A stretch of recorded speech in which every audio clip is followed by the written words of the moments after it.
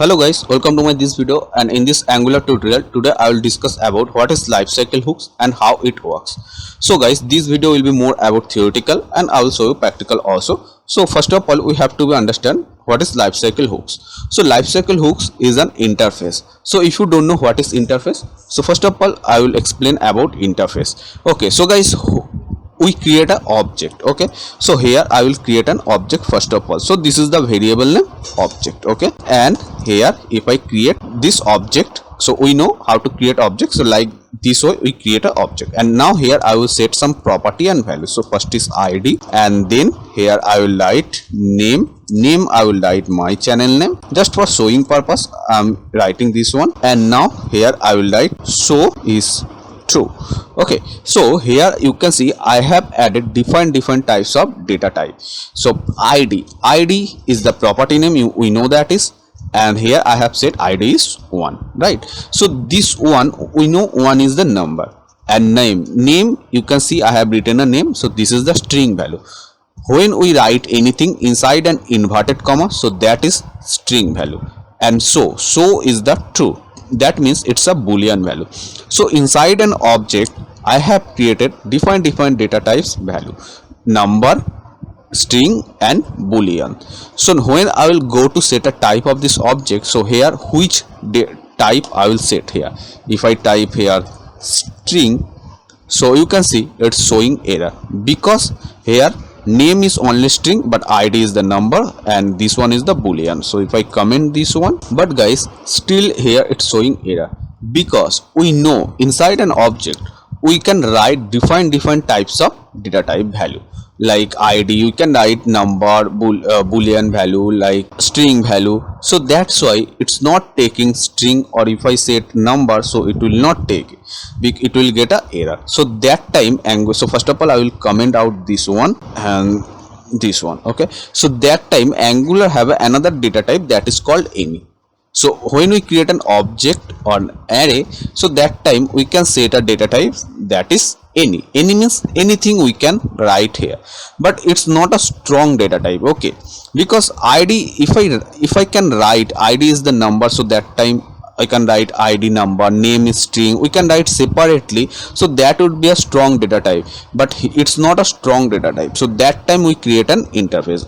So here just I will give you the brief idea about that, because lifecycle hooks are similar, it's a interface, right? So here when we create an interface, so we create it outside this class. This is the class, so we cannot create an interface inside this class, so we have to create the interface outside this class. So I will create here, so interface, and after that here you have to write an interface name. So I will write the interface name is object. Okay, like this way. So this way we create an interface. So here what I will do, so here you can see it's an id, name and so I will write id, and I will set the type is, that is number. After that here I will write name, and here I will set the type is string, and here I will write that is so it's a boolean. So I will write here so, and the type is boolean, like this. So this property name similar, whatever I will add inside this object, so similar property name I will add here, and separately I will add a data type, and after that this one I will write here, I will set here like this one. So this is actually interface. So that means this data type it's now here.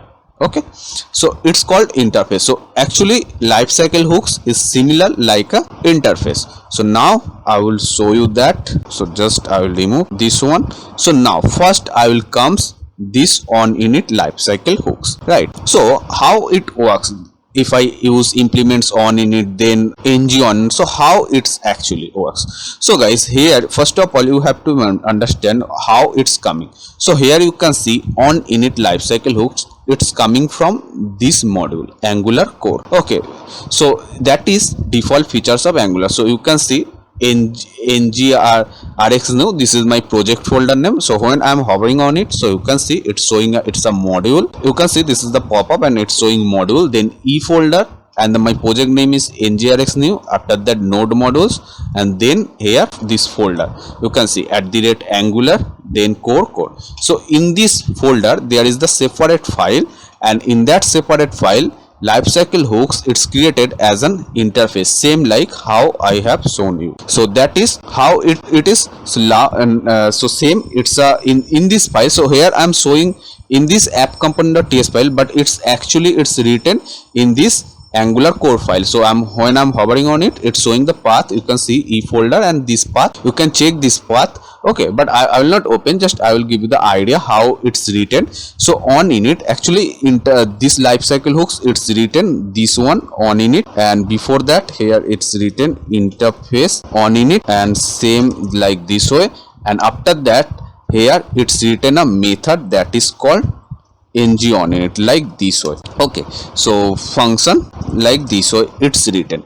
So it's actually it's showing error, but just I'm giving you the idea, so that's why I'm not writing a proper syntax. Actually the thing is it's a similar like this. Okay, so it's first of all the on init is the interface, and this is the method so which we use like this, and so that's why it's, and this on init it's written actually in that folder. When I'm hovering, you can see the path also, so you can check it after that. So this folder it's written like same way, and so this method we use here. Okay, so now if I same if I show the on changes lifecycle hooks, so it's same, it's written in this angular code. So from there we just import, and how it's written.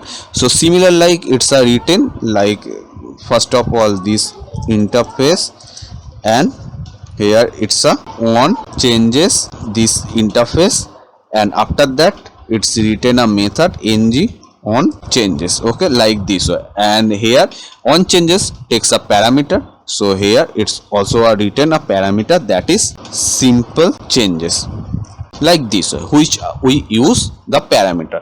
So same way define lifecycle hooks interface, it's written sequence wise, like first of all on changes, then on init, then do check. It's the same thing, but it's written like this way, and every interface it's just written a method like ng on init, ng on changes, ng do check. So which method we use, so this way. And we know when we just use a interface in a class, so that time we use implements keyword. So when we want to use in this class interface, so that time we write this implements keyword, and after that we just write the lifecycle hooks name. So this way we can implement lifecycle hooks in our project, and it's written like this way. So I will remove this one, and I hope you have knowledge about that, how lifecycle hooks works and how we get the method.